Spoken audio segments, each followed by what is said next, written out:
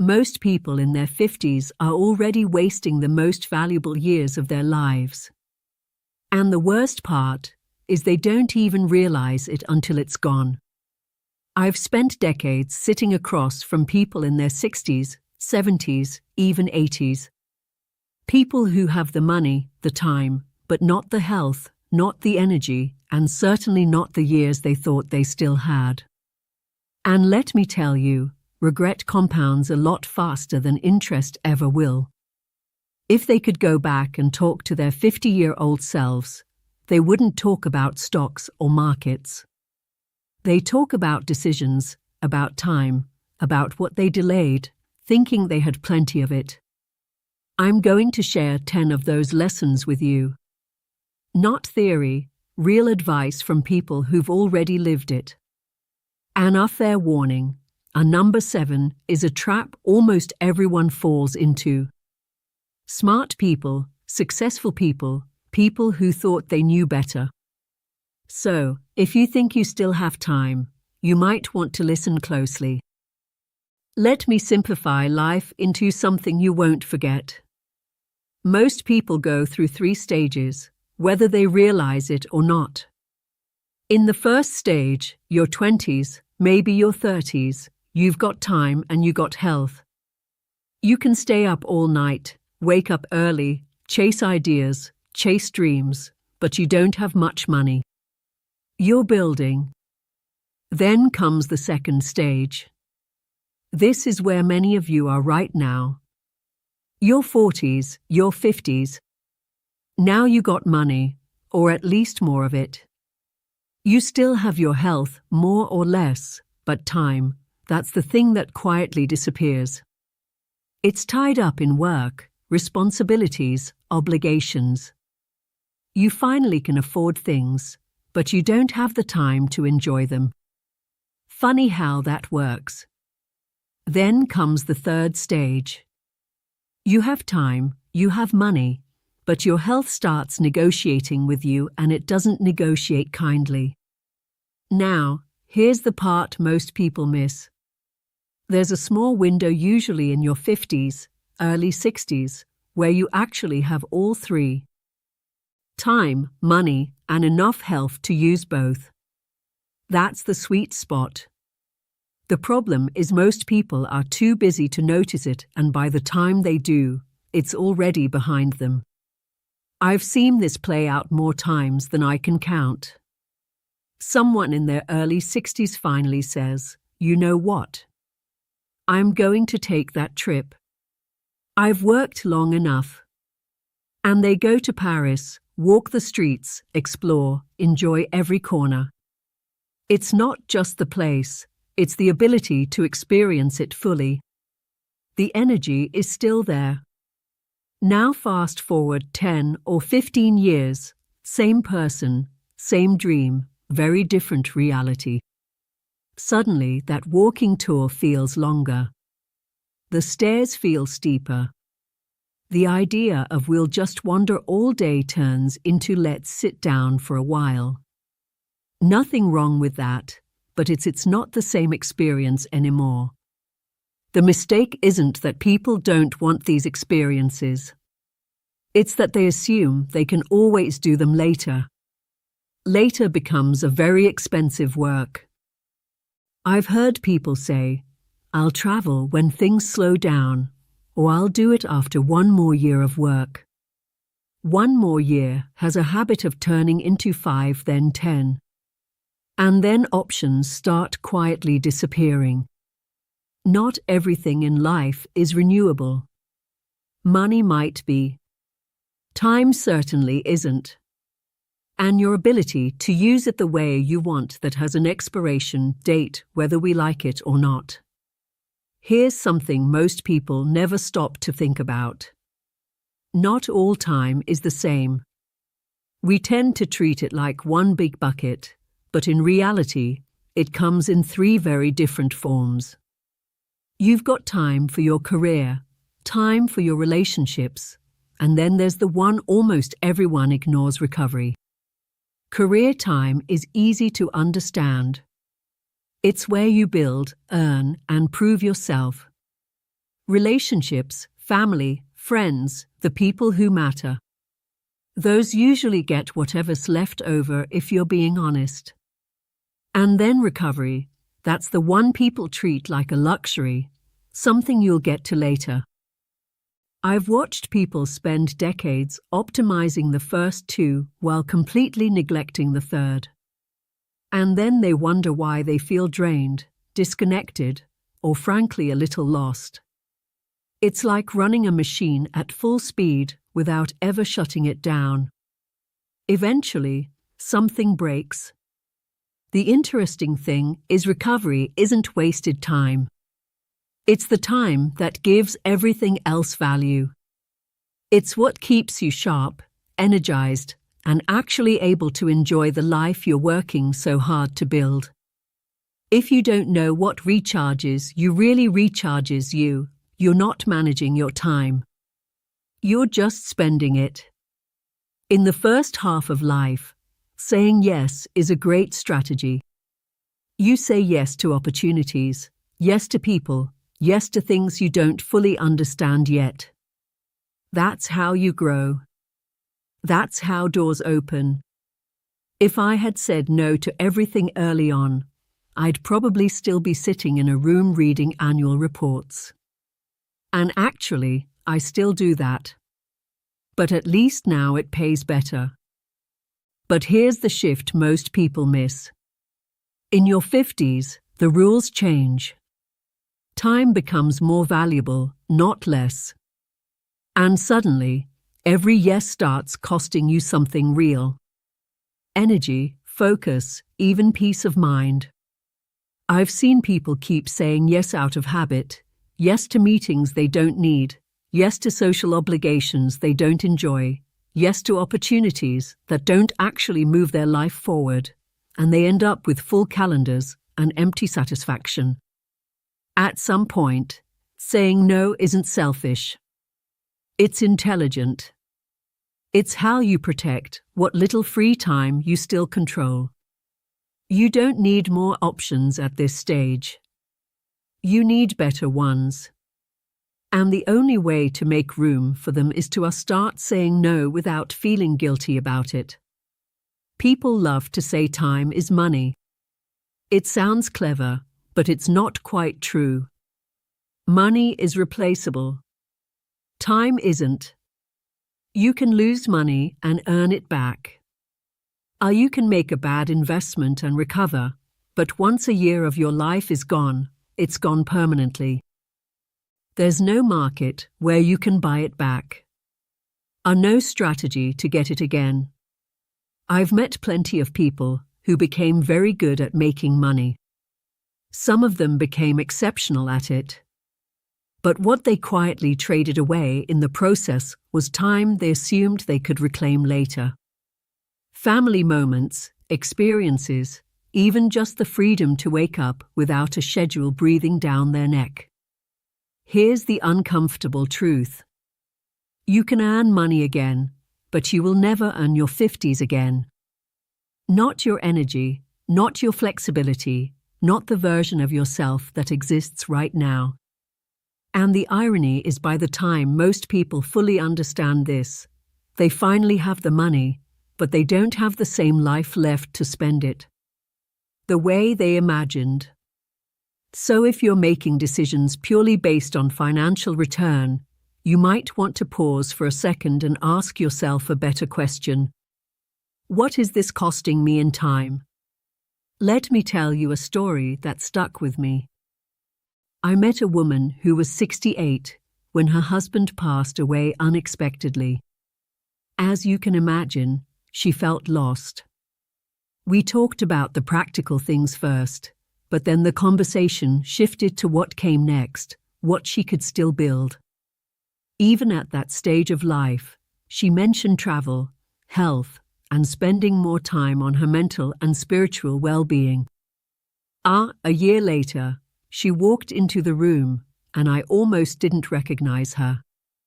She was 69, but she looked like she had gone back 10 years. More importantly, she felt like it. She had built simple habits, regular workouts, yoga, time for reflection, and she told me something I won't forget. I feel like I added 10 healthy years to my life. Now, I can't promise you 10 extra years. Nobody can. But what I can tell you is this. There's a difference between living longer and living better. And most people focus on the first while completely neglecting the second. Your 50s are not just about preserving what you have. They're about extending the period where life actually feels good. Energy, mobility, clarity, those are assets too. And unlike money, if you don't invest in them early, you don't get a second chance later. Here's a shift that took a lot of people far too long to understand. Money isn't just for accumulating. At some point, it's for buying back your life. I've seen people spend an entire afternoon doing something they don't enjoy. Fixing something, cleaning something, figuring out a task they have no real interest in just to save a little money. And technically, yes, they saved it, but they also spent 3 or 4 hours of their life they'll never see again. Now compare that to paying someone to handle it in 20 minutes while you take a walk, read, or simply sit and think. In that moment, you didn't just spend money, you bought back time. And more importantly, you bought back energy. The interesting part is many people who become successful eventually adopt a simple mindset. Do what you do best and pay for the rest. Not because they are lazy, but because they understand the math. Time is the limited asset. Of course, you can't outsource everything. You still have to make smart choices. But if you can trade money for more time doing things that actually matter to you, that's usually a good deal. The best money you'll ever spend is the money that gives you your life back. Now, let's talk about a trap that catches a lot of very smart people. I've seen it happen again and again.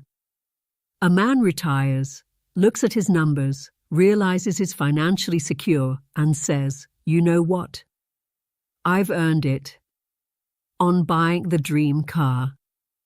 In one case, it was around $150,000. Beautiful machine. He could afford it comfortably. 6 months later, I asked him how it felt. He said, "It's good, but the excitement wore off in a couple of weeks." That's usually how it goes. What's really happening here isn't about the car. It's about what the car represents. Validation, proof that you've made it. Social pressure, keeping up with people who seem to be doing just as well. Identity tying your worth to what you own. And maybe the most uncomfortable one, the fear of becoming irrelevant as you get older. We don't like to admit that last one, but it shows up in subtle ways. The problem is these purchases rarely deliver what they promise. They feel great at first, then quietly fade into the background, just like everything else you thought would make you feel complete. There's a simple way to handle this. Before you buy the expensive thing, rent the experience. Try it for a month. Enjoy it. Then ask yourself honestly if you still want it. You might save yourself a lot of money and a surprising amount of disappointment. There's a belief I hear all the time that once you retire, your expenses go down. And in theory, it sounds reasonable. You're not commuting. You're not working as much. Life should get cheaper. In reality, it often does the exact opposite. Especially in the first few years, I've seen people plan for a certain number, feel confident about it, and then suddenly find themselves spending more than expected. Not because they made a mistake, but because of something very simple. They finally have the time. And with that comes a mindset of now or never. Trips they delayed for years, experiences they kept postponing, things they always said they'd do someday. All of it starts happening at once. And when that happens, spending goes up, not down. There's nothing wrong with that. In fact, it makes sense, but it does catch people off guard. The smartest thing you can do is start paying attention to your spending before you retire. Not guessing, not estimating, actually tracking it. Because when you understand where your money is really going today, you're far less likely to be surprised tomorrow. And surprises, especially financial ones, are a lot less fun than they sound. One of the most common things I hear from people in their 7DS isn't about money. It's about people. The friendships they didn't nurture, the calls they didn't make, the time they assumed would always be there. I remember a man who retired in his 50s. Suddenly, he had something he hadn't had in decades' time. So he reached out to an old friend, someone he hadn't spoken to in nearly 20 years. They met, and within minutes it felt like nothing had changed, like they had just picked up where they left off. That's when it really hit you. The connection was always there. It was just buried under years of being too busy. Here's the truth. You won't remember most of the emails you sent or the meetings you attended. Those don't stay with you. What stays are the people, the conversations, the laughter, even the quiet moments. Relationships don't usually disappear all at once. They fade slowly, one missed opportunity at a time. If there's someone you've been meaning to reconnect with, don't overthink it. Time has a way of making simple things harder later. And unlike money, this is one investment where the return only grows the longer you hold it. Here's something that surprises a lot of people. They spend years dreaming about retirement, counting down the days, imagining freedom, and then about 6 months in, something feels off. The rest is nice at first, the lack of pressure, the open schedule. But after a while, the question starts to creep in. Is this it? I've heard that exact sentence more times than you'd expect. The issue isn't that retirement is bad. It's that many people are running away from something: stress, deadlines, responsibility, but they never stop to think about what they are actually running toward. And when you remove structure without replacing it with purpose, life can feel strangely empty. Work, for better or worse, gives you a sense of direction. It gives you problems to solve, people to interact with, a reason to get up and move. When that disappears, you need something else to take its place. The people who thrive in retirement aren't the ones who just rest. They are the ones who stay engaged. They explore interests they ignored for years, reconnect with things they once enjoyed, or build something new entirely. Retirement isn't the end of the story. It's just a different chapter. The question is, are you writing it on purpose, or just letting it happen to you? If there's one thing I hope you take away from all of this, it's simple. You still have time. Maybe not as much as you think, but more than you'll have tomorrow, and that's enough to make different decisions starting now. You don't need to overhaul your entire life overnight. In fact, that rarely works. Just pick 2 or 3 things that stood out to you. Maybe it's protecting your time a little more. Maybe it's calling someone you haven't spoken to in years. Maybe it's finally doing that thing you've been postponing for later. Small changes made consistently have a way of compounding, just like everything else in life. I've seen people wait for the perfect moment to start living differently. That moment doesn't show up on a calendar. It's usually just a quiet decision you make on an ordinary day. One day, whether you like it or not, you'll be the one looking back. You'll be the person in your 70s thinking about the choices you made right now. And when that day comes, the question won't be how much you had. It will be, what did you actually do with the time you were given?